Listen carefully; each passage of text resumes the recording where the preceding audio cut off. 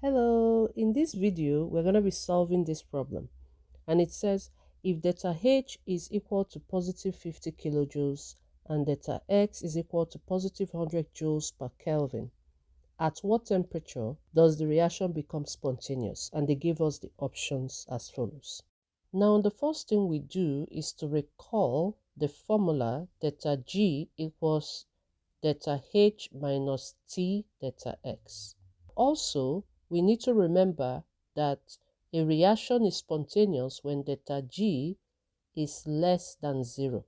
Now, they gave us delta H to be positive 50 kilojoules. So we will convert 50 kilojoules to joules. 1000 joules makes 1 kilojoule. So multiply by 1000 joules and divide by 1 kilojoules. The kilojoules will cancel and we would have 50,000 joules. Of course, positive 50,000 joules. And delta X is positive 100 joules per Kelvin.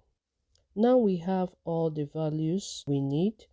We will then set delta G to 0 in order to find the threshold temperature. Now the threshold temperature is the temperature at which the reaction switches from non-spontaneous to spontaneous. Okay? When delta G is set to 0, delta H will be equal to T delta X.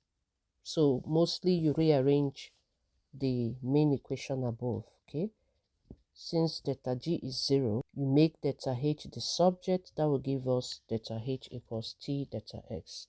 Now the next thing we do is to make the T the subject, and we do that by dividing both sides by delta X, and that gives us T equals delta H divided by delta X. Now we substitute the values, the 50,000 joules on top and then the 100 joules per Kelvin as the denominator. The joules we cancel and what we have is 500 Kelvin as the threshold temperature. So in summary, we say that at exactly 500 Kelvin, delta G is equal to 0, and for T less than 500 Kelvin, T delta X is smaller.